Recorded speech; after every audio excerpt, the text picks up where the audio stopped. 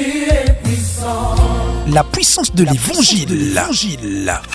Mon frère, ma sœur, l'heure a sonné. L'heure d'être impacté par la puissance de l'évangile, ton rendez-vous autour du salut des âmes. Nous serons richement bénis tous les mardis et samedis 10h30 avec le révérend pasteur Mathieu Pongui. Suivez-nous via Facebook et YouTube en tapant Cœur pour Dieu. La puissance de l'évangile, un rendez-vous où l'impact et l'influence de la parole de Dieu ramènera à l'existence ce qui n'existe pas. Pour tout besoin d'orientation, de prière en direct ou après l'émission, plus 242 06 661 51 76.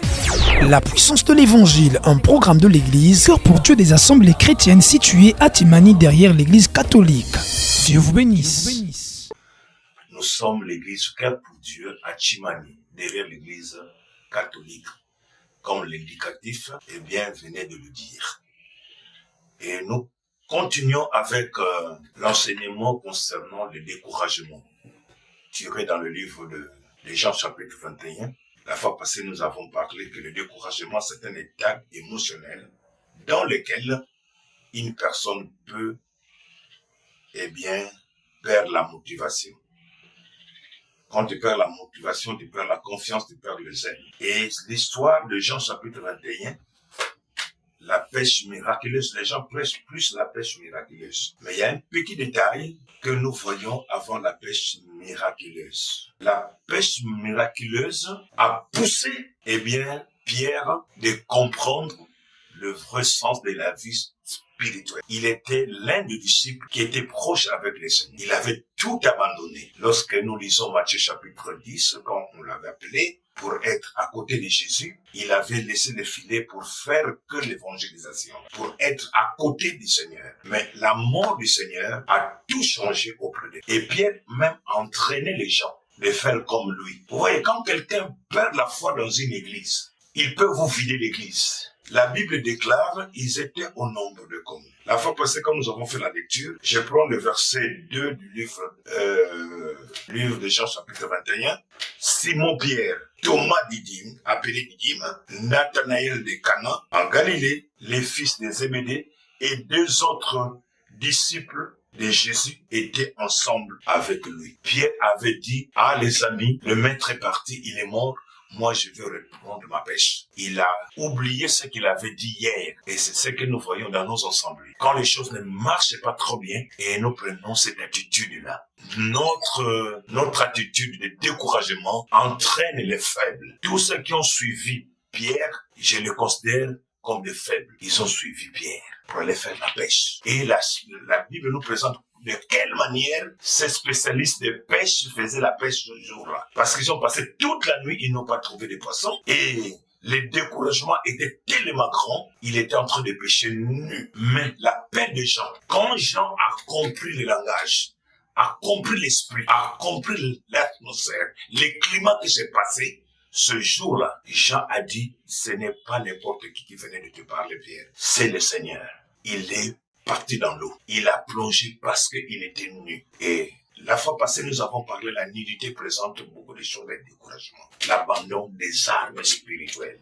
Aujourd'hui, avant de faire ça, Pierre a remis sa ceinture. Nous savons, dans le combat spirituel, dans le livre de Éphésiens, chapitre 6, verset 14, la Bible dit, tenez ferme ayant à vos reins la vérité pour ceinture. Revêtez la cuirasse de la justice. Pierre était en train de pêcher, il avait enlevé la ceinture, il a enlevé le vêtement, il faisait la pêche parce que le découragement était tellement grand.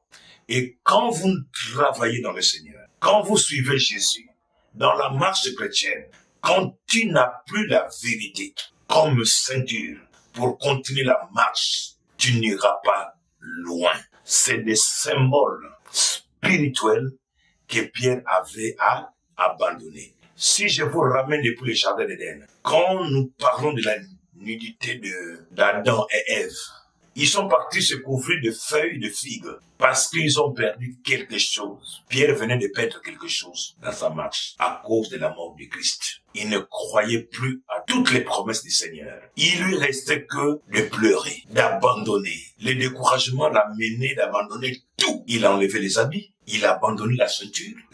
Les habits, c'est là. la protection, c'est ça qui nous couvre. Quand tu perds les habits spirituels, ta tenue spirituelle, le diable t'a eu. Il va abandonner, la ceinture de la justice, la ceinture de la vérité. Tu peux être dans le mensonge. Tu vas devenir, et nous connaissons le père du mensonge, c'est le diable. Quand tu n'as plus la vérité dans ta bouche, dans ton cœur, dans ton esprit, tu ne vas que travailler dans le mensonge, dans le mal. Et Pierre s'est retrouvé dans ce sens-là. Donc le découragement peut t'amener très très loin. Je le sais que nous traversons des périodes très difficiles, mais n'abandonne pas. Ne te décourage pas. C'est lui qui a donné la promesse est fidèle. Même dans le dernier seconde, le dernier tiers de seconde, le Seigneur est toujours à tes côtés. Il va te relever, il va te soutenir, il va te faire du bien. N'abandonne pas la foi. N'abandonne pas le chemin du salut. N'abandonne pas l'église. N'abandonne pas ton appel. N'abandonne pas ton ministère.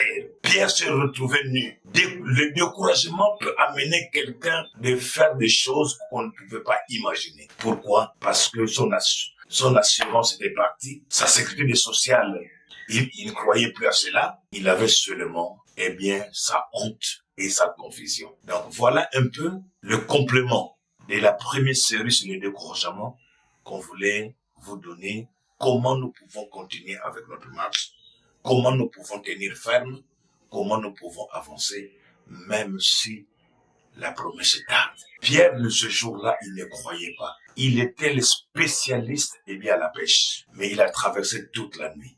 Lorsque nous abandonnons le Seigneur pour faire autre chose, c'est les échecs, c'est la confusion, c'est la honte qui vont nous accompagner. En tout cas, merci beaucoup pour la confiance que vous faites à cette émission. Je crois que ça bénit des milliers de personnes dans le monde. Que le Seigneur vous bénisse. À très bientôt à un prochain numéro.